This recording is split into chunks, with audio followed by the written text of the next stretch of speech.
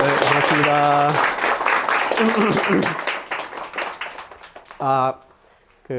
경기과학고에서 근무하고 있는 김상엽입니다. 여러분들이 이렇게 그 무지개에 관심이 많은지는 잘 모르고 있었는데 지금 이렇게 모이신 거 보니까 꽤 관심이 많으신 것 같습니다. 이게 책에 사람 얼굴이 들어가는 이 책을 만들기가 굉장히 이게 쉽지가 않거든요.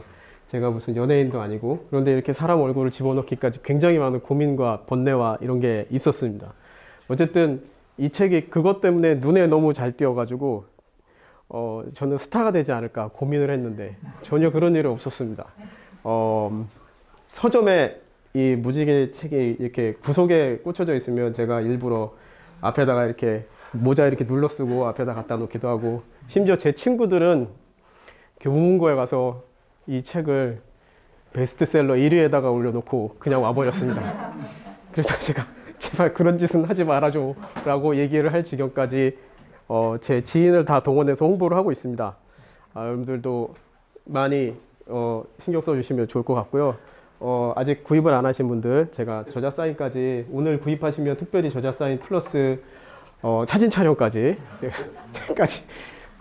이게 장점이 될지 모르겠지만 어쨌든 그렇게 되도록 하겠습니다. 감사합니다. 저 소개를 먼저 하자면 한 23년 동안 중학교 10년, 고등학교 10년, 그리고 흔히 말하는 영재학교 한 3년, 이렇게 해서 23년 동안 과학만을 팠었던 사람이고요. 학생들한테 주로 과학 많이 가르치고 실험에 대한 이야기들을 많이 하고 그랬습니다. 그래서 여러 군데에서 이렇게 강연을 많이 다닌 편이고, 이거 이전에도 책을 한두 권 정도 썼었는데 크게 주목받지는 못했고요. 예, 이 책으로 또 한 번 제 이름을 걸고 좀 노력하려고 합니다. 요즘에 특히 많이 느끼는데, 과학을 좋아하는 학생들은 어떤 학생인가? 이 과학 덕후들은 또 어떻게 삶을 살고 있는지, 그걸 아주 근 3년 동안 뼈저리게 느끼고 있습니다. 얘네들이 진짜 우리나라 과학을 이끌어 갈 것인가?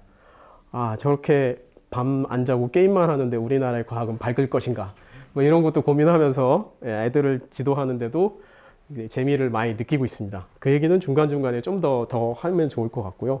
지금 학생들이 많이 모여가지고 그런 여러 가지 궁금증이 많을 것 같아요. 물론 제가 근무하고 있는 학교에 대한 궁금증도 많고, 무지개에 대한 궁금증도 있을 거고, 또 나름대로 다른 세상에 대한 궁금증도 있을 것 같아서 하나씩 좀 파헤쳐 가면서 이 책이 어떻게 만들어지고 이 무지개가 가지고 있는 그 의미는 무엇인지, 그런 거에 대해서 한번 얘기를 나눠보도록 할게요. 중간중간에 거침없이 손을 들고 질문을 하셔도 됩니다. 전혀 괜찮습니다. 알았죠? 그렇게 우리 초등학교 학생 아까 이 책 다 읽었다고 그랬죠, 그지? 다 읽었대요 지금. 그래서 이해가 되냐고 제가 아까 물어봤거든요. 이해는 돼. 그러니까 이해가 된다고 했어요. 그래서 제가 엄지손가락 딱 하면서 훌륭합니다. 예, 저 이해를 한다는 거에 대해서 정말 이해를 사실 좀 부족할 수도 있지만 할 수 있다라고 하는 것도 대단한 거라고 저는 생각할 수 있습니다. 자, 그러면은 오늘 이게 제목은 눈이 즐거운 무지개 탐구예요. 무지개를 처음부터 어떻게 사람들이 이렇게 탐구해 가면서 지금까지 이르렀는지에 대한 이야기들을 오늘 사실 하려고 합니다. 우리는 무지개 사진을 잘 보면 참 이렇게 잘 찍은 무지개 사진들은 정말 많거든요. 그런 사진들을 보면은 이렇게 보통 이제 들판에 이렇게 무지개가 반원처럼 떠 있는 걸 많이 봅니다. 여러분들은 무지개의 어떤 특징을 여기서 발견할 수 있는지, 책을 읽으신 분들은 아마 다 조금씩 발견하실 텐데, 그렇지 않으신 분들은 무지개에서 딱 먼저 눈에 띄는 것은 쌍무지개다, 그 정도가 눈에 뜨실 겁니다. 그 외에 다른 것들은 사실 눈에 잘 안 들어오실 거예요.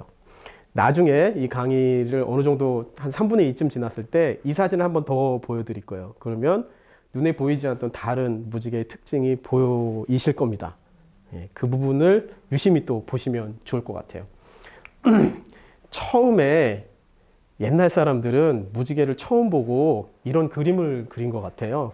이 그림을 보면 이 가운데, 꼭 그림을 보면 이 가운데 이렇게 뭐 점이 하나 보이잖아요. 이게 뭘까요? 이거 뭘까요? 모르죠? 사람. 사람일 수도 있을 것 같아요. 또 우리 저기 태양. 맞습니다. 태양. 이게 태양이에요. 태양.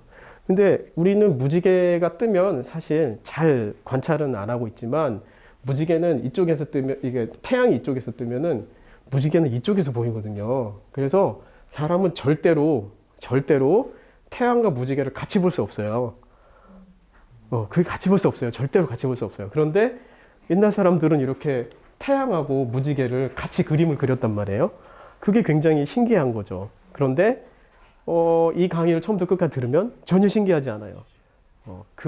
이 그림이 의미하고 있는 바가 이 책의 결론이에요. 그래서 여러분들은 이 의미를 잘 보시면 될 것 같습니다. 이 책은 제가 쓰려고 마음 먹었을 때부터 그림도 같이 그려야 되겠다라고 생각을 했어요. 그래서 그림을 그리기 위한 공부를 따로 했어요. 만화학원을 다녔어요. 제가 한 20년 전에 만화학원을 다녔거든요. 그때는 만화학원에서 만화 선생님이 붓펜, 잉크 찍어가지고 붓펜으로 막 이렇게 머리카락 한 올 한 올 그리고 그런 시절이었어요. 그래서 막 그러니까 도제식으로 해가지고 한 달 동안은 계속 선 긋기만 하고 그 화방 치우기만 하고 그런 거 하다가 이제 한 3개월쯤 지나서 동그라미 그리기 시작했거든요. 근데 이제 제가 한 5년 전에 만화학원을 이제 다니기 시작했는데 그때는 이미 아이패드가 있어가지고 디지털로 다 하는 거예요. 가자마자 캐릭터를 그리는 거죠. 가자마자 도라에몽처럼 막 이런 걸 그리고 물론 이제 인체 구도니 뭐 이렇게 근육의 모양이니 이런 거 이제 공부는 하지만 삶이 되게 많이 편리해졌다는 것을 또 느꼈어요. 만화학원을 가면 여러분들이 만화학원을 가면은 거기에 이제 서열이 정해져 있어요. 누가 1등이냐면 그림을 제일 잘 그리는 애가 서열이 1등이에요. 학년 뭐 상관없어요. 그럼 그 사람 물을 떠줘야 돼. 뭐 이렇게 수채화 그리면 그 사람 물을 갈아줘야 돼요. 제가 초등학교 6학년에 물을 갈아주면서 만화를 배웠습니다. 그 가면 이제 그래서 이제 신입이 들어오면은 걔가 그림을 얼마나 잘 그리는지 이 만화 학원에 있는 그 학원 수강생들이 초유의 관심사예요. 나보다 밑이냐 위냐 이런 걸 판단하는 거죠. 제가 딱 들어가니까 아이들이 다 몰려들었어요. 제가 그림을 하나 그리는 거에. 딱 보더니만 한 절반 정도가 아하 그러면서 이렇게 쭉 나가더라고요. 자기보다 하수다 이런 거죠. 나머지는 이제 자기랑 비슷비슷하니까 끝까지 그리는 걸 보는 거죠. 그래서 저는 거의 3분의 2 지점에서 서열을 정했습니다. 그래서 그 이후에 초등학교와 중학교 1, 2학년 여학생들의 핍박을 받으면서 한 6개월 동안 만화학원을 다녔어요. 그때 완성한 작품입니다. 그때. 예. 옛날 사람들이 처음 진짜 생각의 어떤 과학적인 사고나 논리적인 사고가 어느 정도 이제 갖춰져 있었던 옛날 사람들은 무지개를 처음 보면서 되게 신기해했을 거 아니에요. 무지개를 처음 봤다고 생각해 보세요. 태어나서 처음 무지개라고 하는 걸 본 거야. 그런데 이게 비가 막 내리고 있는데 햇볕이 이렇게 반대쪽에서 비치는데 저쪽에서 엄청나게 거대한 반원이 딱 나타난 거죠. 그런데 그거 보고서 와 멋있다 그러면서 휴대폰 들어가지고 사진 찍지는 않았을 거 아니에요. 옛날이니까. 옛날 사람들은 아무것도 몰랐었던 사람들이잖아요. 그러니까 일단 얘가 나를 공격할 것인지 아니면 내 편인지 네 편인지 또는 얘가 나를 공격하고 올 것인지 이런 거에 대해서 궁금할 거란 말이에요. 그런데 더 신기한 거는 얘가 색깔을 지녔어. 색깔이 빨주노초파나 뭐 그 색깔인데 어쨌든 엄청 평소에 보지 못했던 색깔인 거예요. 평소에 막 풀 같은 거는 녹색이고 땅은 갈색이고 뭐 하늘은 좀 약간 푸르스름하고 그런데 빨주노초파나 뭐가 연속적으로 그라데이션으로 쫙 돼 있는 게 엄청 커다랗게 그것도 완벽하게 반오는 형태로 기하학적으로 완벽한 반원 형태를 딱 나타내니까 엄청 놀랬던 거죠. 그래서 얘네 둘은 사냥을 나갔다가 멈칫멈칫 하면서 이렇게 도망가기 시작한 모양이에요. 그런데 여러분들도 어느 정도 알고 있다시피 무지개는 그 위치에 생기는 게 아니라 그 시야에 생기는 거거든요. 각도에 생기는 거고 무지개는 그런 거기 때문에 무지개가 어떤 물체가 아니기 때문에 내가 이렇게 뒤로 도망가면 무지개는 그 각도에 생기니까 그만큼 따라오는 것처럼 느껴져요. 또 도망가면 또 따라오는 것처럼 느껴져요. 그러니까 계속 따라오네. 나를 공격하려고 하나 보다. 나를 잡아먹으려고 하나 보다 하면서 계속 도망을 간 거죠. 이런 기록이 있어요. 놀랍게도. 옛날 책을 찾아보면. 그래서 이런 무지개를 보고 인간은 처음으로 공포심을 느꼈고 그 공포심 때문에 도망가려고 했어요. 그런데 몇 년 지나고 뭐 몇 년인지는 모르겠죠. 어쨌든 시간이 지나고 나서 어떤 한 사람이 저는 있었을 거라고 봅니다. 어떤 한 사람. 바로 오늘 주인공이 될 수도 있는 얘인데 쫓아가면서 궁금한 거죠, 뭔가. 얘는 왜 자꾸 따라와, 나한테. 그래서 뒤돌아가서 다시 한번 얘한테 도전해보자 라고 하는 욕구가 생긴 거죠. 인간이 가질 수 있는 호기심. 그래서 따라와? 그래. 한번 다시 내가 죽어도 한번 해보자. 그러고 앞으로 이렇게 다가가니까 얘는 다시 멀어지는 거죠. 그러니까 이런 경험을 한 적이 없었던 거예요, 인류는. 이런 경험을 한 적이 없죠. 내가 도망가면 따라오고 가까이 가면 멀어지고. 이런 것들이 무지개가 굉장히 다가갈 수 없는 그런 신비한 존재로 여기게 되는 그런 계기가 되고 무지개를 인간이 탐구한 계기가 되게 됩니다. 그래서 저는 그때부터 무지개의 역사가 시작됐다. 저는 이 용감한 소년이라고 저는 책에서 표현을 했습니다. 이 용감한 소년이 무지개를 접하면서부터 이 책이 시작이 됩니다. 구입을 아직 안 하셨다면 이 책에 그런 내용이 적혀 있다라고 하는 것을 다시 한번 얘기를 해드리고요. 그래서 그 책의 첫 장면이 이겁니다. 이 사람들이 무지개를 이렇게 보고 있다가 무지개가 따라오기만 하고 자기를 해치지 않는다라고 하는 논리적인 생각을 하게 돼요. 그러니까 계속 규칙적으로 무지개가 비 온 다음에 생기고 그리고 뭔가 비가 그치면 조금 있다가 사라지고 이런 규칙적인 생활을 보면서 사람들은 무지개가 왠지 나한테 해를 끼치지 않을 것 같아. 그리고 뭔가 규칙 같은 것들이 있으니까 좀 공포에서 벗어나게 되죠. 그리고 뭔가를 알아야 되겠다라고 탐구를 하기 시작해요. 그래서 무지개는 뭘까? 사람들은 고민을 하기 시작하죠. 그리고 나서 사람들이 제일 먼저 결론을 내린 게 이거예요. 무지개는 달이다. 무지개가 왜 달일까? 무지개가 나타나는 모습을 잘 보면 들판이나 뭐 이렇게 막 엄청 거대하게 조건이 잘 잡으면 이렇게 반원이 보여지지만 사실은 대부분 이렇게 좀 이렇게 하늘로 올라다가 가다가 살짝 사라지거든요.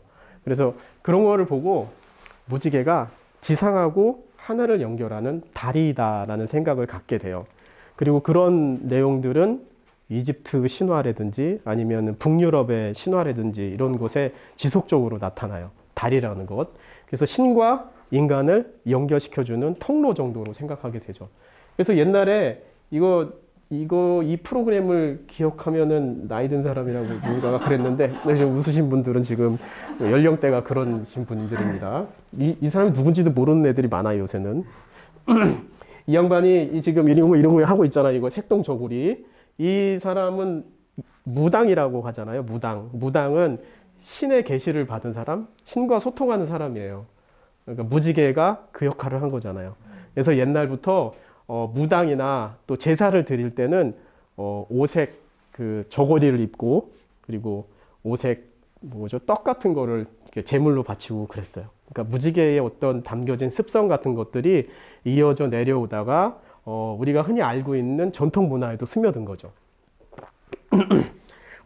그래서 이제 사람들은 당연히 어떤 궁금증을 가지게 되냐면은 이렇게 이제 더 이상 무지개를 궁금해하진 않아요. 무지개를 무서워하진 않아요. 무서워하진 않는데 이 무지개가 내가 무지개를 좀 만져볼 수 없을까? 또는 내가 무지개 시작되는 곳에 가볼 수는 없을까라는 호기심을 갖게 되는 거죠.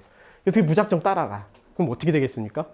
비가 막 내리고 있는데 무작정 막 따라가면 비가 안 내리는 데가 나타날 거고 그러면 무지개는 사라지겠죠. 그러니까 무지개는 도저히 다가갈 수 없는 곳이 되는 거죠. 다가갈 수 없으니까 계속 원하는 거야. 그쪽에 가고 싶어 하는 거지. 그런 인간의 열망 같은 것들이 무지개에 다가가고 싶은 욕망 같은 것들이 결국에는 터널에다가 무지개를 칠하는 그런 지경까지 이르렀어요. 우리나라도 이게 미국의 이제 로빈 윌리엄스 터널이에요. 로빈 윌리엄스를 아는 것도 되게 옛날 사람이라는 거를 증명하는 그 단어가 되는데 배우인데 이 사람이 이제 이 근처에서 아마 살았던 모양이에요. 어쨌든 이 터널을 레인보우 터널이라고도 해요. 그래서 이 터널에 이 무지개 모양을 그려 넣었습니다. 근데 우리나라에서도 LED로 터널에 무지개 모양을 이렇게 그려 놓은 터널이 많아요. 왜 하필이면 아치만 보이면 사람들은 무지개를 거기다가 갖다가 박는지, 그리고 왜 무지개가 이렇게 아치가 있으면 여기 막 통과하고 싶은지, 이런 것들에 대한 욕망은 사실 오래전부터 무지개에 다가갈 수 없다라고 하는 그런 그 열망, 그러니까 다가갈 수 있을까라고 하는 희망, 그런 희망들을 꾸준히 정신세계에서 노출시키는 게 아닌가, 저는 그런 생각을 갖고 있습니다. 무지개를 관찰하는 거는 되게 저한테는 되게 뭐랄까, 저는 1년에 한 무지개 한 10번 정도 봐요. 많이 보는 거죠.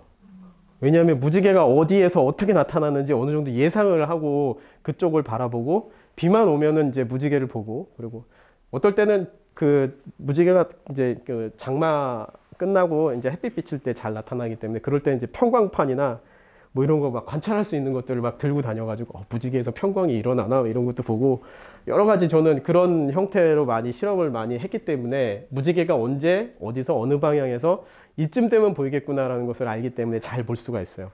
근데 대부분의 사람들은 무지개를 1년에 한 번 보나? 2번 보나? 아니면 뭐 2, 3년에 한 번 보나? 아마 그랬을 겁니다. 그 이유는 무지개가 잘 안 나타나서가 아니라, 무지개는 보이는데, 무지개는 계속 나타나는데 그쪽에 관찰자가 가지 않아서 그래요. 햇빛은 비추고 물방울도 항상 있는데 무지개는 이쪽 지역에서만 보이는데 사람들은 여기에만 있거나 그런 상황이 되는 거죠. 그리고 이제 빗방울이 이제 금방 무지개가 뭐 한 10초 내 20초 정도만 보이는 환경이 지속되거나 그런 상황이 되기 때문에 이런 일이 일어납니다. 무지개가 가진 가장 큰 특징은 뭐냐면, 각자 한 사람에 하나씩 무지개가 생긴다는 거예요. 그건 뭐냐면 무지개가 물체가 아니라는 거예요. 물체가 아니다, 무지개가. 무지개는 하나의 사물이 아니에요. 만질 수 있는 물건이 아닙니다. 무지개는 흔히 말하는 상이라고 하는 건데, 렌즈나 거울 같은 걸로 만들어진 실상이라고 보여져요. 허상, 뭐 실상 할 때 그런 상이라고 말할 수 있어요. 그래서 무지개는 우리가 눈을 가지고 있기 때문에 무지개, 그 햇빛에서 오는 빛으로 무지개를 우리가 볼 수가 있는 거잖아요. 그런 것처럼 눈으로 만들어진, 다시 말하면 물방울 때문에 만들어진 그런 현상인데, 각자 모두 다 눈을 가지고 있고 각자 모두 다 다른 위치에서 물방울을 보기 때문에 각자의 무지개가 다 있어요. 무지개를 관찰하는 것은. 저는 책에 그런 말을 썼어요. 서울에 무지개가 떴다. 그럼 서울 사람들이 모두 그 무지개를 봤느냐? 아닙니다. 그 사진을 찍은 사람만 본 거예요. 그리고 서울 사람들이 무지개를 만약에 봤다면 모두 다 다른 무지개, 각자 다 다른 무지개를 봤다라는 거죠. 여기 제가 그림을 그려놓은 걸 보면, 얘는 이런 무지개를 보고, 이 또 학생은 이걸 보고, 또 얘는 이렇게 보고, 이런 식으로 무지개가 각자 다 다른 위치에 생기는 무지개를 본다라고 하는 겁니다. 이따가 여러분들이 무지개를 만들 거예요. 유리구슬로. 정말 아주 작은 동그란 유리구슬을 이렇게 해가지고 유리구슬로 무지개를 만들 건데, 그러면 옆에 애들이랑 이렇게 해보면서 여기 있다 하는데, 내가 본 무지개가 여기 생기면 얘가 본 무지개는 다른 데 생기기 때문에 서로 어딨어 이렇게 하다 보면은 무지개를, 서로 다른 무지개를 보면서 우아하고 이제 놀라는, 또 이렇게 신기해하는 그런 장면들을 많이 보실 수 있을 겁니다. 무지개는 그러니까 각자 마음속에 하나씩 다 있는 겁니다. 무지개는. 심지어는 무지개가 이렇게 왼쪽 눈 가린 거랑 오른쪽 눈 가린 거랑 또 위치가 달라요. 그래서 무지개는 사람마다 2개씩 가지고 있는 거라고 볼 수 있어요. 그리고 이따가 보시겠지만은 햇빛에서 오는 광선은 1억 5천만 킬로미터나 떨어진 곳에서 오잖아요. 그렇기 때문에 빛이 평행하게 이렇게 오기 때문에 무지개는 이렇게 봤을 때 입체적이지는 않아요. 그런데 지금 우리가 휴대폰에 플래시로 비치는 무지개는 플래시 불빛이 이렇게 나가잖아요. 방사형으로. 그래서 얘네들이 상을 맺을 때 이렇게 맺어가지고 무지개가 이렇게 둥그랑 구형처럼 보입니다. 그것도 한번 같이 보시면 좋을 것 같아요. 무지개가 왜 만들어지는지 이제 앞으로 한 13분 동안만 참으면 돼. 13분 동안만 딱 집중을 하면은 무지개가 왜 만들어지는지를 얘기를 해드릴 거예요. 무지개는 물방울 때문에 만들어지죠. 물방울. 제가 여기 물방울 큰 걸 하나, 이걸 꺼내는 순간 다 놀래던데 안 놀래. 여기 있습니다. 이게 예, 비싼 겁니다. 이 물방울 이거 더 큰 것도 있는데 지금 이제 무거워가지고 이런 물방울들이 대기 중에 엄청나게 많이 떠 있잖아요. 그 물방울 하나하나에 빛이 들어가서 여기서 이렇게 나오는 거잖아요. 근데 이 물방울에 빛이 들어가서 요 안쪽 면 있죠. 요 반대쪽 면에서 반사돼서 이렇게 나오거든요. 빛이 이렇게 들어가서 여기서 반사돼서 이렇게 나오는 거예요.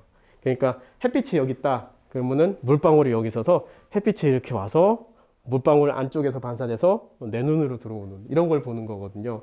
그러니까 무지개는 일단 거울과 비슷한 원리를 가지고 있어요. 거울이죠. 여기 보면 우리가 일반적으로 무지개가 아니라 태양빛을 이렇게 반사돼 가지고 이렇게 보면 엄청 눈부시잖아요. 그죠? 마찬가지로 이 물방울도 태양빛을 반사시켜서 우리 눈으로 들어와요. 우리는 그걸 보고 눈부셔야지 되는데 눈부시진 않죠. 근데 실제로 무지개를 잘 보면 눈이 부셔요. 엄청 눈이 부셔요. 제가 무지개의 그 특별한 그 감동을 받았던가 뭐 이런 거는 뭐 많지는 않지만 그 눈부신 무지개를 한번 보시면 사실 조금 무지개를 달리 보게 되시는 계기가 될 수도 있을 것 같아요. 어쨌든 우리가 거울을 통해서 태양을 보면 엄청 밝게 보이잖아요. 그러니까 물방울 안쪽에서 반사돼 가서 내 눈으로 들어오는 그 태양빛을 보는 것도 되게 밝아요. 그리고 그게 무지개거든요. 그럼 우리 아침에 이렇게 출근할 때든지 학교 갈 때 거울 보면서 머리 이렇게 매만지고 그러잖아요. 그럼 딱 보면은 거울 벽을 뚫고 저기 편에 내가 있잖아요. 그죠? 그걸 상이라고 하잖아요. 그죠? 마찬가지예요. 물방울이 여기 있고 내가 태양이야.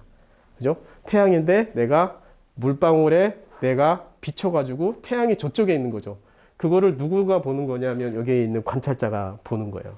그러니까 무지개는 태양이 만들어 놓은 모습을 보는 겁니다. 태양이 만들어 오는. 다시 말하면 물방울 거울에 비친 태양의 모습이에요. 무지개는 거울만의 특징만 가지고 있는 게 아니고 렌즈 특징도 가지고 있어요. 여기 보면 이걸로 여러분들을 보면 거꾸로 보이거든요. 아마 저도 거꾸로 보일 거예요. 이렇게 거꾸로 보일 겁니다. 이렇게. 이건 이제 이게 볼록 렌즈의 기본적인 성질을 가지고 있기 때문에 그렇죠. 물방울도 사실은 물방울 이렇게 동글동글하게 해서 눈물방울처럼 그렸지만 공기 중에 떠 있는 물방울은 이렇게 생겼어요. 떨어지면서 공기 저항을 이렇게 받기도 그렇기 때문에 저항에 의한 이쪽 저항 마찰, 그다음에 중력이 평형을 이루어가지고 등속으로 떨어지거든요. 그래서 무지개가 이렇게 가만히 하늘에 떠 있는 것 같지만은 사실은 물방울이 서로 바뀌는 거예요. 이렇게 비가 이렇게 내리면서 그 상태에서 빨간빛 주고 그다음 노란빛 주고 보라색빛 주고 지는 떨어지는 거예요. 이렇게. 그래서 사실은 비는 아니고 이제 작은 물방울들인데 걔네들이 서서히 이렇게 떨어지면서 계속 빛을 이렇게 주는 거예요. 그래서 이제 더 이상 물방울이 떨어지지 않으면 이렇게 없어지게 되는 거죠. 그러니까 물방울이 우리가 이제 렌즈로 할 수 있는 것들 중에서는 사물을 크게 보는 걸 렌즈로 할 수 있죠. 그래서 여기 보면은 얘가 이 망원경으로 저기 멀리 있는 행성을 보면 이렇게 크게 보이잖아요. 그죠? 네. 그래서 우리는 이렇게 빛이 와가지고 이렇게 꺾인 거를 이제 눈이 알아채지 못하기 때문에 저기 뒤에 이렇게 크다란 상이 생기는 것처럼 보이는 건데 물방울도 마찬가지예요. 여기 태양빛이 물방울에서 이렇게 반사돼가지고 이렇게 오는 건데 여기 보면은 이제 무지개도 이렇게 렌즈 역할을 해요. 렌즈 역할을 해가지고 볼록 렌즈 역할을 해가지고 태양의 빛을 반사만 시키는 게 아니고 망원경을 통해 본 태양의 다른 모습이라고도 볼 수가 있어요. 무지개는 렌즈를 통해서 본 태양의 다른 모습. 그러면 우리는 이런 생각을 할 수가 있죠. 거울로 비친 태양의 모습이 무지개야. 그리고 렌즈를 통해서 본 태양의 모습이 무지개야. 그러면 진짜 무지개는 뭐지? 라고 누가 묻는다면 저는 무지개는 곧 태양이다. 무지개는 태양이에요. 무지개는 태양의 상이지만 무지개를 다시 쭉 모이면 온전한 햇빛이 돼요. 그죠? 스펙트럼을 다 모으면 하얀색이 되잖아. 이 동그란 무지개를 다시 쭉 이렇게 다시 모아가지고 이렇게 모으면 태양빛이 되고 그것이 태양이 되죠. 그래서 무지개는 렌즈로 본 태양의 모습, 거울로 본 태양의 모습, 그리고 그냥 태양이라고 봐도 됩니다. 다시 말하면 저는 책에서 썼지만 무지개를 본다는 것은 태양의 에너지를 느끼는 거다. 다른 방식으로 태양의 에너지를 느끼는 거다라고 저는 표현을 했습니다. 끝났어. 그래서 우리가 무지개를 본다는 것을 되게 아무렇지 않게 와 무지개 썼다 그냥 기상현상의 하나라고 생각할 수 있지만 이거를 원리와 그리고 거기에 약간의 감성을 담으면 무지개가 태양이다. 태양을 물방울 렌즈를 통해 본 태양의 다른 모습이다 라고 볼 수가 있는 거죠. 그래서 햇빛만 있으면 그리고 물방울만 있으면 항상 무지개는 있어요. 단지 우리가 그곳에 가지 못할 뿐이에요.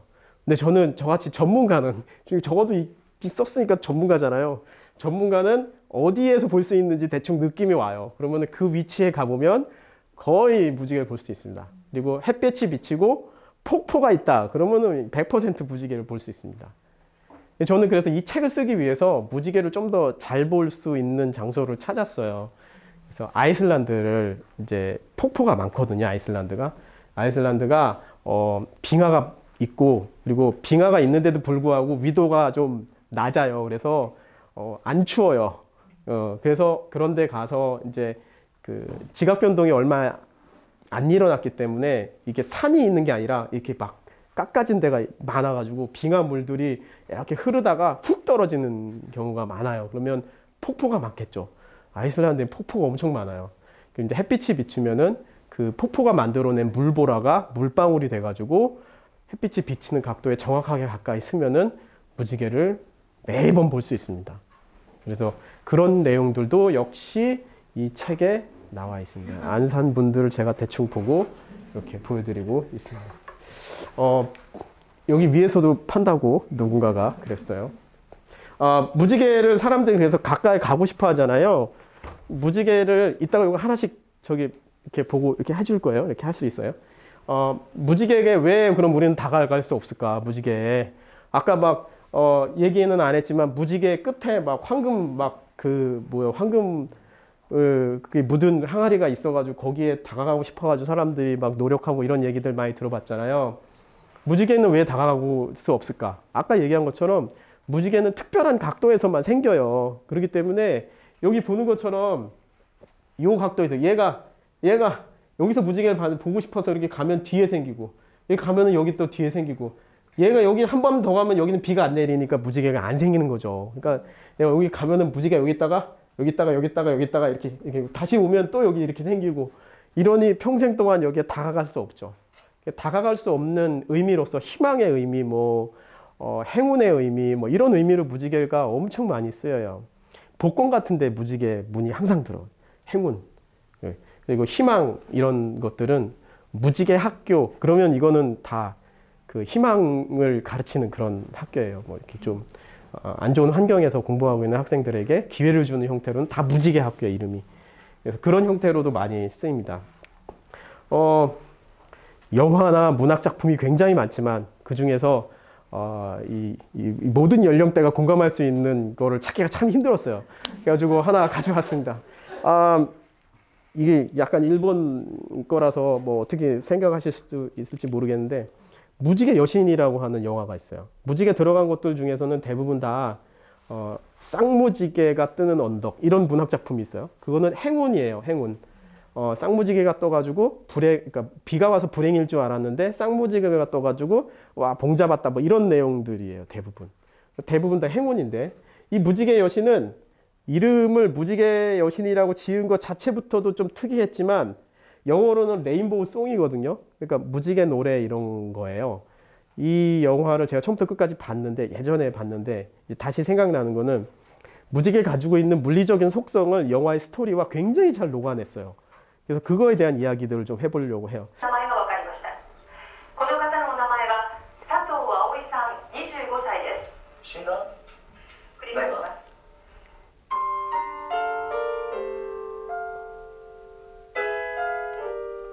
여기서 끊어야지 긴장감 있게. 예.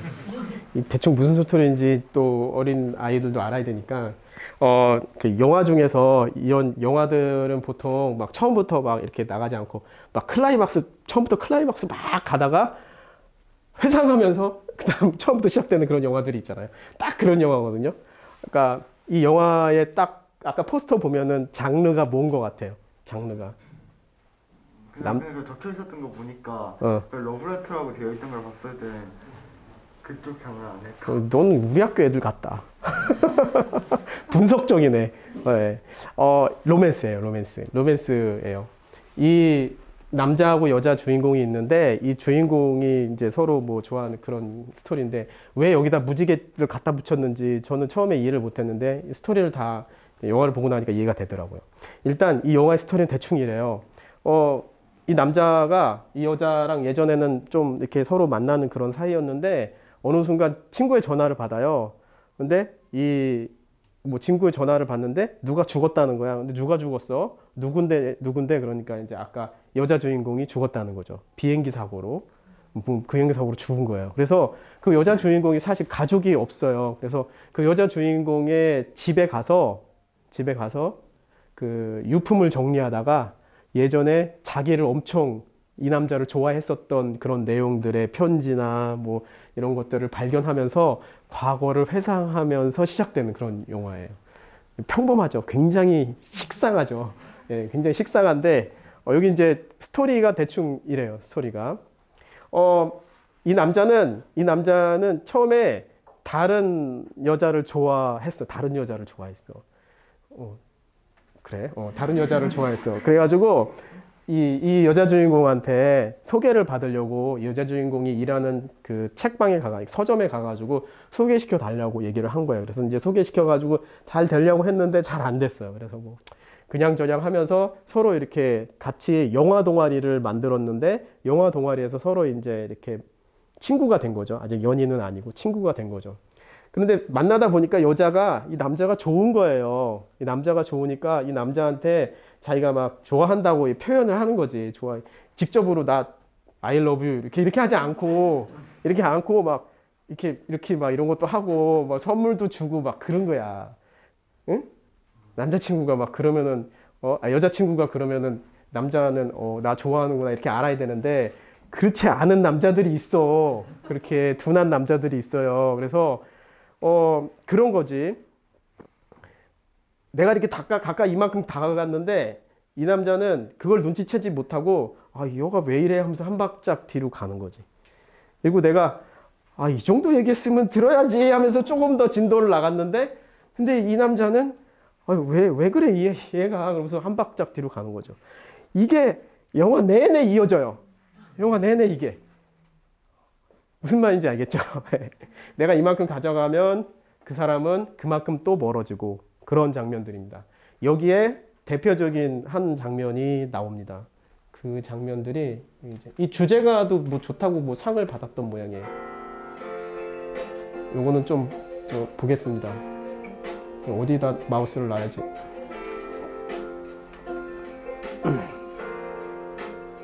이 첫 장면이 이게 이 여배우는 꽤 알려진 배우인 것 같더라고요. 예.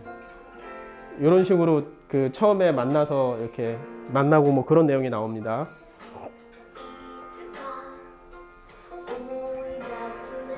요런 건 좀 그러니까 즐거운 시간을 보내요. 그러다가 이 고백을 좀 해요. 그랬는데 안 받아주니까 좀 멋쩍어가지고 그러고 있는데 남자가 이렇게 뭔가를 줘요. 예. 풀로 만든 뭐 반지 같은 걸 주는 거죠. 그럴 때 뭐가 뜨겠어요? 무지개가 뜨는 거지. 얘도 눈치도 없지. 이럴 때는 분위기를 잡아야지. 무지개를 보면 어떡해.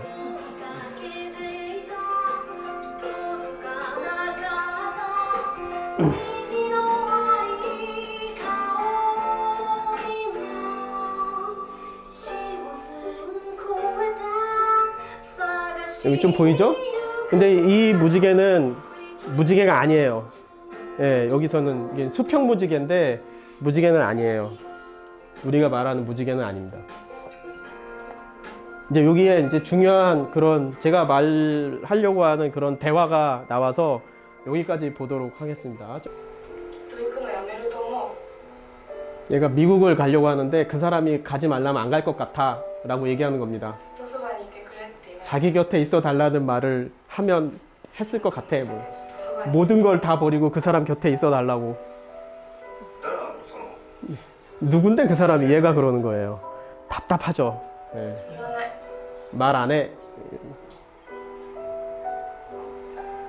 日本にいればいいじゃん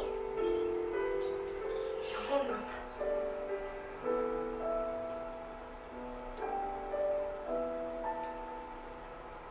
そうじゃないん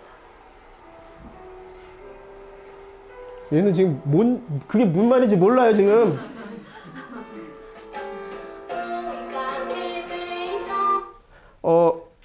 무슨 말인지 이해했어요?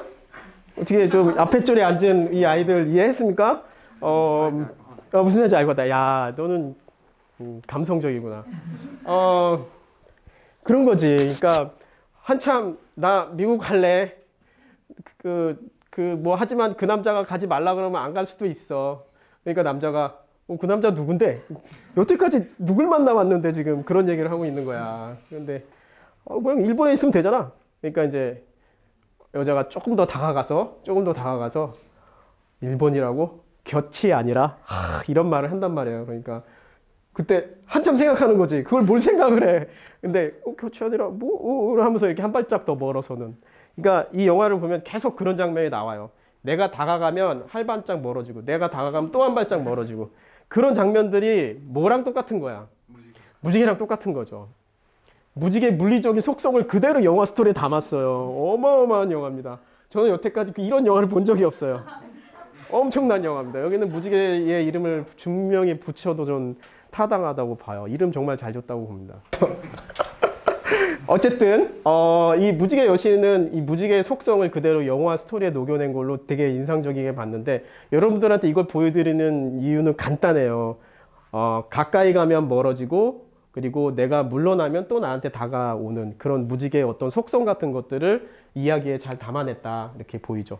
무지개는 기본적으로 빨주노초 파나보가 이렇게 하나 생기잖아요. 그리고 두 번째로 또 2차 무지개라고 해서 또 위에 또 생기는데 그거는 아래서부터가 아니라 이제 위로 이렇게 올라가면서 빨주노초 파나보가 이렇게 생깁니다.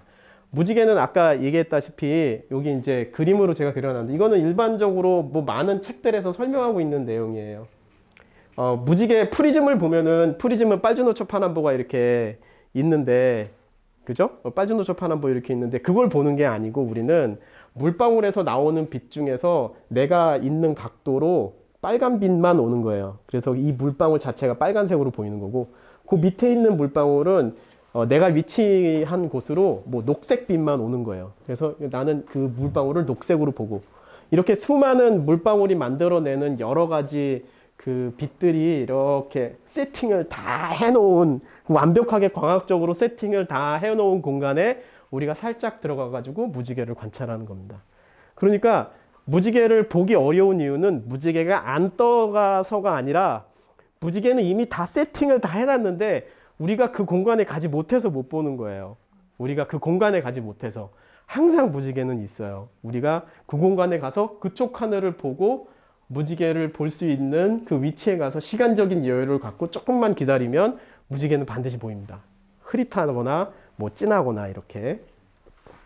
자, 2차 무지개도 있다고 했잖아요. 2차 무지개는 빛이 이렇게 거꾸로 들어가서 한 번 반사되고 두 번 반사돼서 나오는 빛이 2차 무지개예요.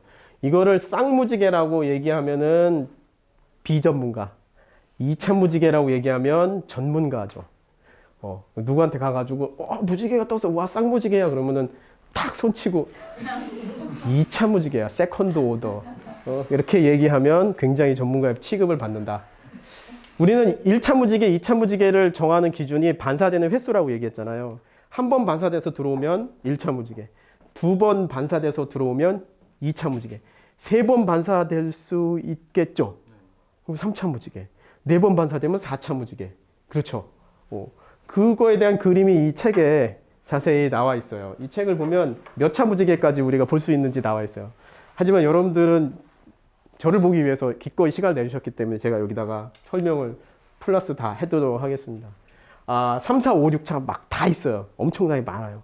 반사는 막 무확정 될 수 있으니까 돌아가면서 계속 반사될 수 있으니까.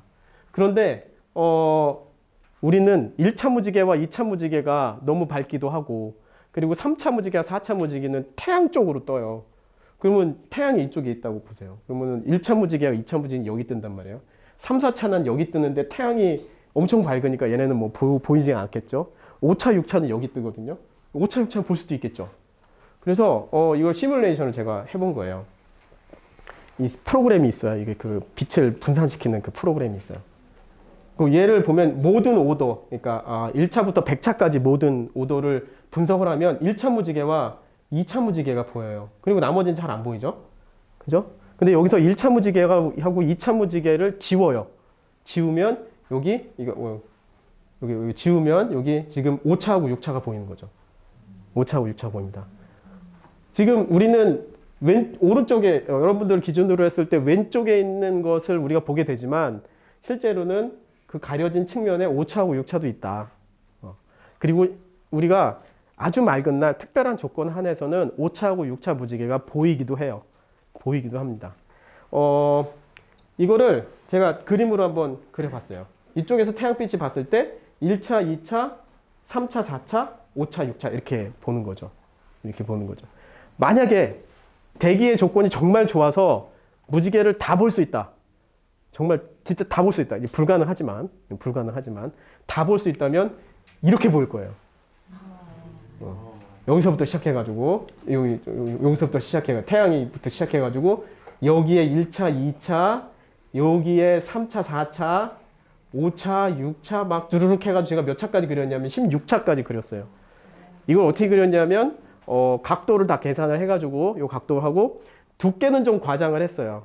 왜냐하면 이제 그 좀 이렇게 그래도 예쁘게 보여야 되잖아요. 그래서 두께는 과장을 했고 각도는 어느 정도 맞췄어요. 10차인가 13차인가는 태양이 있는데 있어가지고 아예 그릴 수가 없었어요. 사진 안 찍으셔도 돼요. 책을 사시면 그림이 여기 다 있어. 올 컬러로. 이거 뭐 얼마 가지도 않아. 잠깐만 여기 어디 있더라? 제가 이거 만화학원에서 이거 그리고 나서 눈물을 흘리지는 않았지만은 네네네네네네. 여기 제가 이렇게 열심히 그려놨어요. 여기 있다. 짜잔 여기 이렇게 있습니다. 제가 이거를 이제 일화가 하나 있어요. 제가 우리 만화학원 선생님이 저보다 한 20살은 어린데 만화학원 사부님이 이제 제가 그 만화를 그리고 책을 쓰려고 하는데 이게 출판사에서 이런 정도의 그림이면 받아주지 않을 것 같다. 그래가지고 좀 이걸 세련되게 다듬었으면 좋겠다. 그래서 이제 제가 처음에 그린 그림을 가지고 이렇게 보여드리고 요걸 좀 더 세련되게 다듬으면 좋을 것 같다. 그러니까 처음에는 다른데 만화학원도 많은데 왜 이런 식으로 말씀하셨단 말이죠.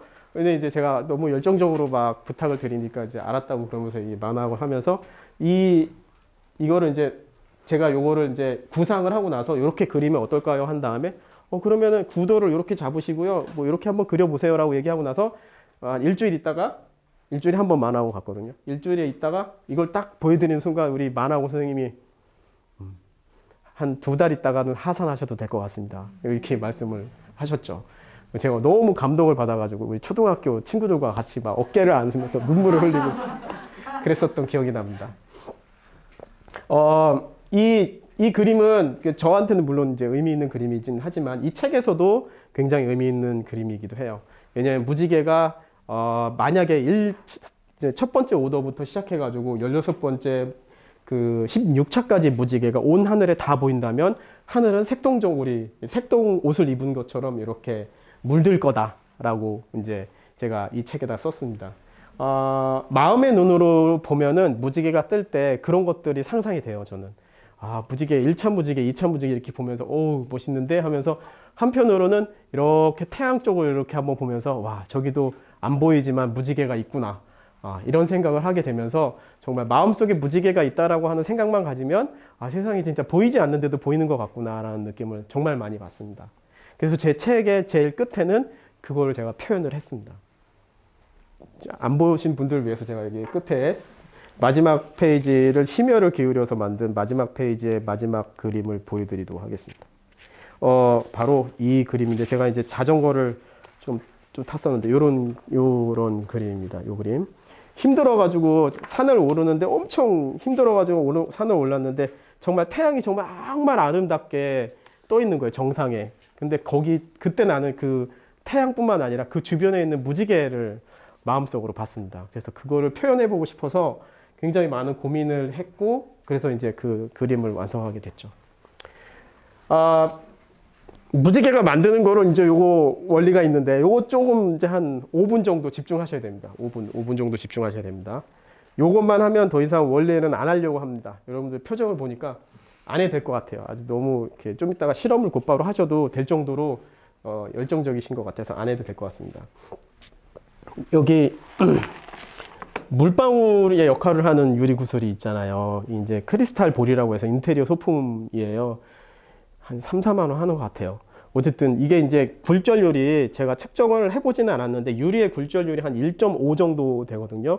근데 아마 크리스탈은 여기다가 납 같은 거를 집어넣어 가지고 되게 투명하고 단단하게 만들어요. 그렇게 되면 굴절률이 1.5에서 2 사이 정도 될 것 같아요. 근데 물의 굴절률은 1.33이거든요. 그렇기 때문에 굴절률이 크면 사실 더 많이 꺾여요. 그래서 일반적으로 유리구슬에, 그러니까 물방울에 빛이 들어와서 한 요 정도 꺾였다면 유리구슬은 아마 더 꺾여가지고 이렇게 꺾일 거예요. 그렇기 때문에 무지개가 만들어지는 각도가 유리구슬에서와 물방울에서 조금 다르거든요. 그런 거를 감안하고 보시면 여기에 이렇게 빛이 들어가면 여기서 반사돼가지고 이렇게 나오는데, 생각해 보세요. 여기 어떻게 빛이 한꺼번에 왕창 들어가는데 여기만 이렇게 나와? 불가능하잖아요. 그죠? 이게 왜 그러냐면 빛이 여기 막 다 들어가는데 왜 이제 반쪽만 빛을 비췄냐면 위로 들어간 빛은 반사돼서 밑으로 나오고 밑에서 우리가 관찰하기 때문에 우리는 위로 들어간 빛만 필요하신 거잖아요. 밑으로 들어간 빛은 여기서 반사돼서 위로 가기 때문에 우리가 보지 않잖아요. 그러니까 반쪽 위에만 보는 거죠. 여기 보면 여기에서 이렇게 1, 2, 3, 4, 5, 6 0부터 1, 2, 3, 4, 5, 6, 7, 8, 9, 10까지 빛이 여기서 반사돼서 이렇게 나가는 거를 볼 수 있어요. 근데 요거를 좀 이렇게 요쪽을 좀 촘촘하게 해가지고 보면은 이렇게 반사돼서 여기 좀 많이 모이는 걸 볼 수가 있어요. 빛이 특별히 이렇게 빛이 갔다가 요쯤에서 빛이 좀 모여요. 그래서 제가 요거를 시뮬레이션을 좀 돌려봤어요. 빛이 반쪽이 들어가면 빛이 어떻게 나오는지 이걸 보면 빛이 말이죠. 여기에서 이렇게 빛이 들어갔다가 대부분 밖으로 나가요. 투과해서 밖으로 나가요. 그 중에서 정말 일부분이 여기 모여가지고 이렇게 나와요. 요거. 이 빛 제가 몇 개 했냐면 10만 개를 쏜 거거든요. 10만 개. 10만 개를 쏘았는데 여기 몇 개가 나오냐면은 56개가 나와요. 56개. 몇 퍼센트야? 0.56% 같은. 그리고 그 중에서 또 일부분이 반사돼가지고 일로 가요. 그리고 여기서 또 나가요. 이게 2차 무지개를 만들게 되죠. 한 번 반사되고 두 번 반사해서 더 나갔으니까. 그러니까 여기 있는 대부분의 빛이 통과를 하고 그 나머지 극히 일부분이 일로 나오는 거예요. 대부분은 다 안쪽으로 이렇게 흩어져요. 이 안쪽으로 흩어지는 빛들은 무지개 안쪽을 밝게 만들어요. 무지개 안쪽은 무조건 밝아요. 여러분들이 무지개를 관찰하면서 제일 먼저 관찰하는 게 무지개 안은 밝아요. 무지개 안이 밝은 이유는 여기서 이걸 주요 광선이라고 얘기하는데 주요 광선이 아닌 다른 빛들은 이쪽으로 나가거든요. 이런 빛들이 모두 합쳐져 가지고 무지개 안쪽을 밝게 만들어요. 이런 것들이 무지개가 가지고 있는 가장 기본적인 그런 법칙, 현상 이렇게 볼 수 있는데, 이거는 처음에 그 케플러 망원경 또는 케플러의 법칙이라고 행성 운동하는 거를 밝혀낸 그 사람이 아이디어를 내고, 데카르트가 누구냐면 우리 XY 좌표계 만든 사람이에요.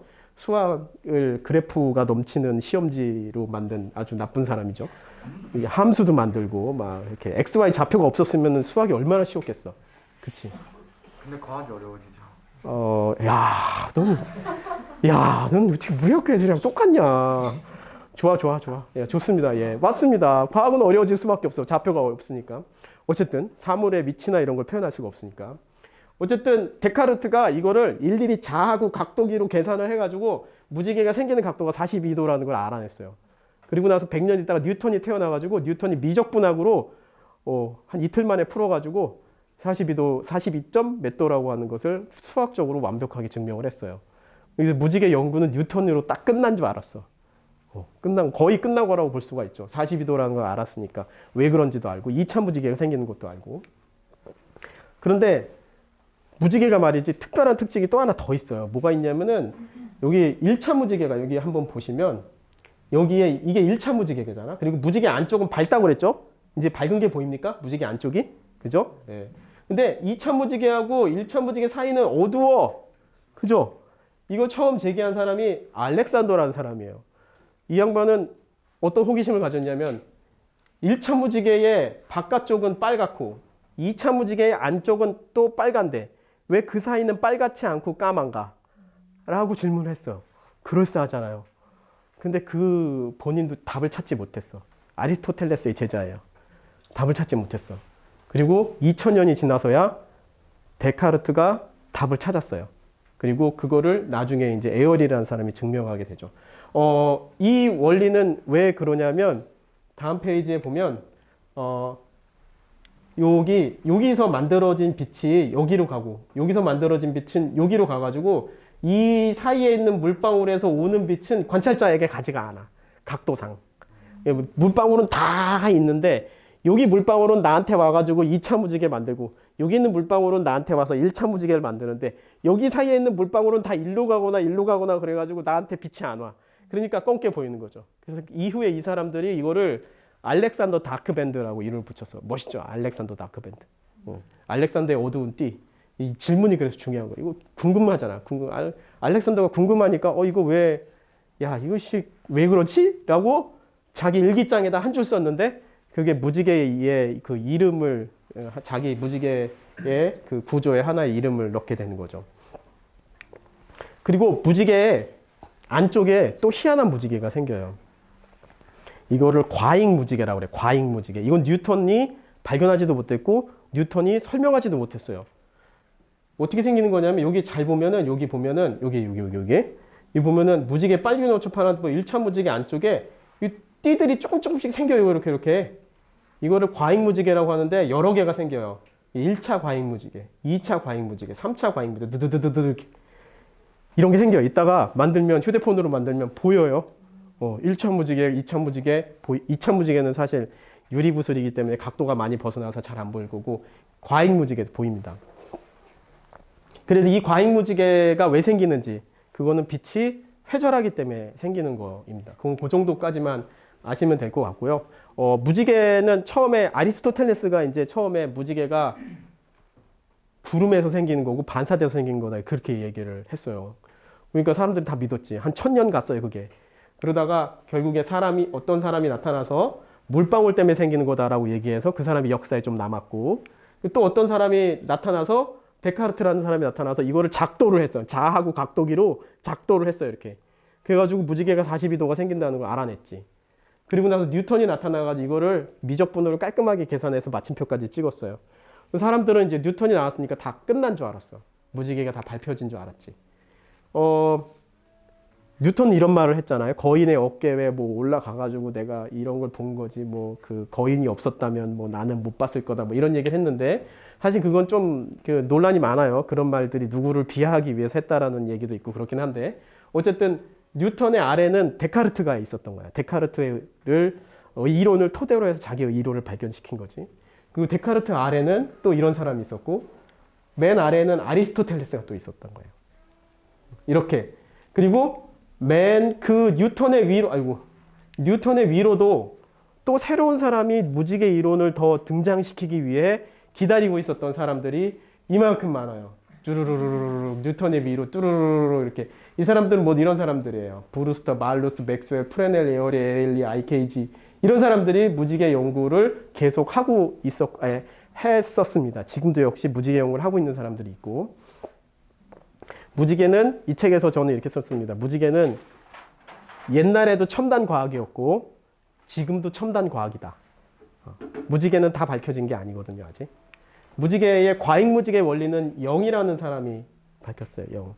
영의 이중순리 실험. 너 공부하던 거. 이중순리 실험. 그리고 에어리라는 사람이 무지개의 색이 이렇게 나타나는 원리나 그 색의 각도나 이런 거를 완벽하게 수식으로 풀어냈어요. 그걸 에어리 방정식이라고 하는데 무지개 덕후들은 무지개 방정식이라고 얘기하기도 합니다. 이 무지개 방정식이 여기에 나와 있죠. AIX하고 ABIX. 이거 복소수예요. 이렇게. 이렇게 돼 있습니다. 요거를 알고 있으면 어느 각도에 무슨 색깔이 생기는지를 완벽하게 알 수 있어요. 그러니까 뉴턴보다 더 이 사람이 완벽하게 과잉 무지개뿐만 아니라 모든 무지개의 위치나 각도를 색깔까지 정확하게 알고 있었던 거죠. 이런 식으로 무지개는 이제 거의 어느 정도는 밝혀져 왔는데 시간이 지나면서 무지개가 과연 원자같이 작은 환경에서도 과연 그런 게 생길까라고 사람들이 연구를 하게 됐는데 실제로 연구를 해보니까 무지개에서 원자에서 회절하는 무늬가 1차 무지개가 생기는 각도랑 똑같은 각도에서 피크가 나타나는 거예요. 그리고 과잉 무지개가 생기는 각도에서 똑같이 피크가 나타나는 걸 보고 무지개가 원자 단위에서도 그런 산란되는 패턴이 그런 형태를 띠는구나라고 하는 것을 사람들이 이제 이해하게 됐죠. 그리고 만약에 토성에 비가 내린다면, 토성의 위성 타이탄에 비가 내린다면 이런 무지개가 생길 것이라고 하는 그런 가상의 사진들까지 등장하는 그런 덕후짓을 하고 있습니다.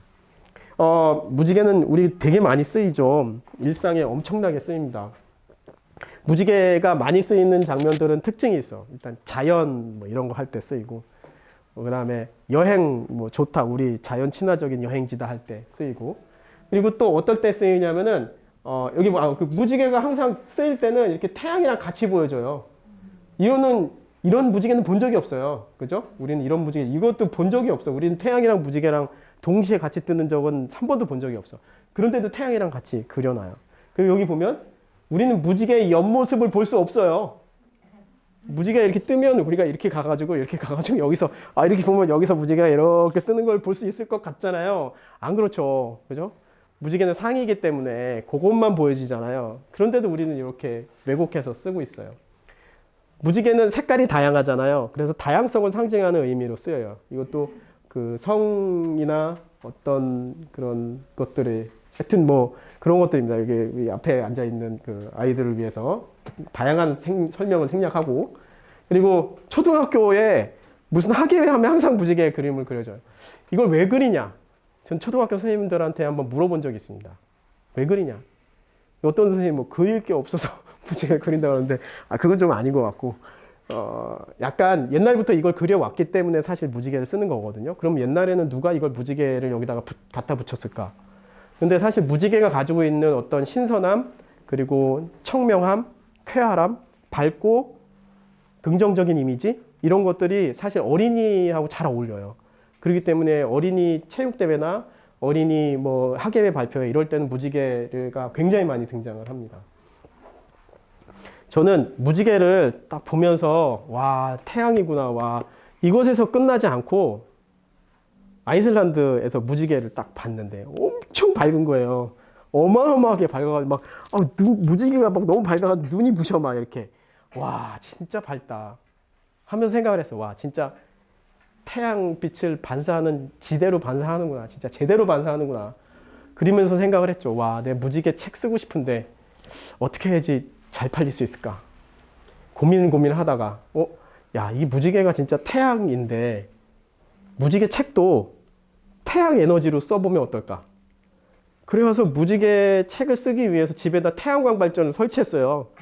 그래가지고 배터리에다가 낮에 배터리를 모아가지고 밤에 노트북에다가 이제 연결해가지고 이렇게 글을 쓰고, 그리고 아이패드에다가 충전해가지고 그림을 그리고, 제가 이런 걸 한 3년 걸렸거든요.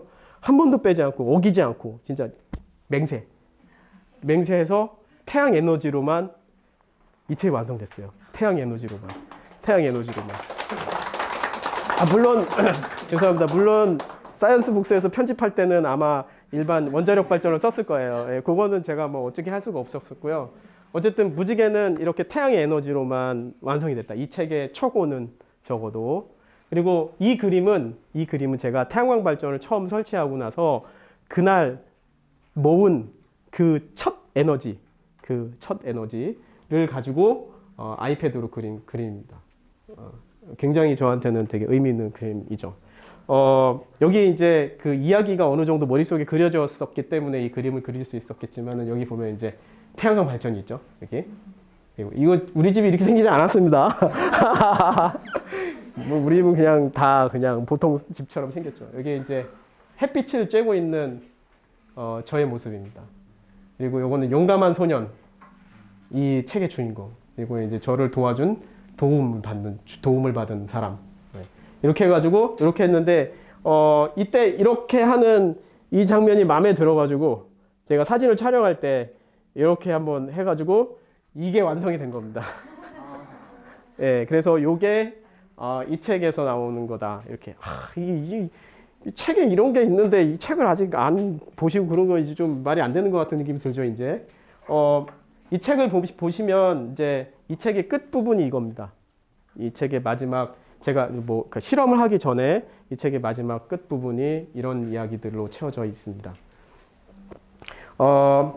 저희 동네에 이런 무지개가 떴을 때 내가 사진을 촬영한 건데요. 이 도시에서 촬영한 거라 사실 뭐 그렇게 예쁘지는 않지만 그래도 이렇게 거대한 무지개가 떴을 때 사람들이 느끼는 그 감정 이런 것들에 대해서 저는 한번 생각해 본 적이 있고 그런 것들을 좀 다른 사람들과도 공감하고 싶어서 이 무지개 책을 사실은 저는 쓰게 됐고요.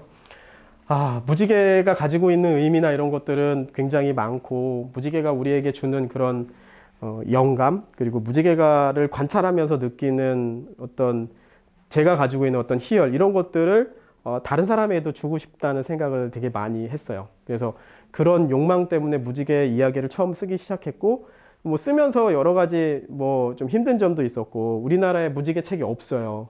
하나도 이렇게 설명하는 책이 없어서 외국 책 특히 이제 미국 책 한 3권하고 일본에 나오는 책도 종류가 꽤 있어서 그 중에서 이제 괜찮아 보이는 책 한 3권 해서 번역을 해서 책을 이렇게 만들게 됐습니다. 또 이제 사진도 좀 이렇게 써야 되니까 허락도 받아야 되잖아요. 그래서 이제 일본 저자한테도 막 그 구글 번역기가 없었으면 저는 아무것도 못했습니다.